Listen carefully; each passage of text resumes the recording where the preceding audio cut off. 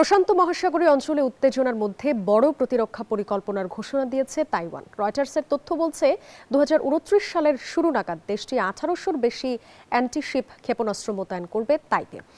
সম্ভাব্য নৌ অবরোধ ও আক্রমণ প্রতিরোধ করাই এর লক্ষ্য। বিশ্লেষকদের মতে চীনের ক্রমবর্ধমান সামরিক চাপের জবাবেই এই প্রতিরক্ষা সম্প্রসারণ।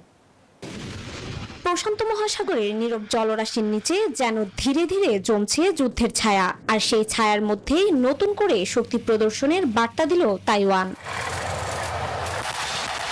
রয়টার্সের তথ্য বলছে ২০২৯ সালের শুরু নাগাদ তাইওয়ান তাদের অ্যান্টিশিপ ক্ষেপণাস্ত্রের সংখ্যা ১৮০০ ছাড়িয়ে নিতে চাচ্ছে। লক্ষ্য সমুদ্রপথে সম্ভাব্য অবরোধ কিংবা সরাসরি সামরিক আগ্রাসন প্রতিহত করা।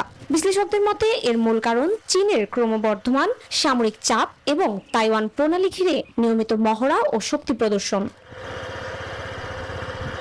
তবে তাইওয়ানের এই পদক্ষেপে তীক্ষ্ণ নজর রাখছে চীন। একই সঙ্গে বাড়ছে আঞ্চলিক উত্তেজনার শঙ্কা, যা ইন্দো প্যাসিফিক অঞ্চলের স্থিতিশীলতার ওপরও নতুন চাপ তৈরি করতে পারে বলেই মনে করা হচ্ছে।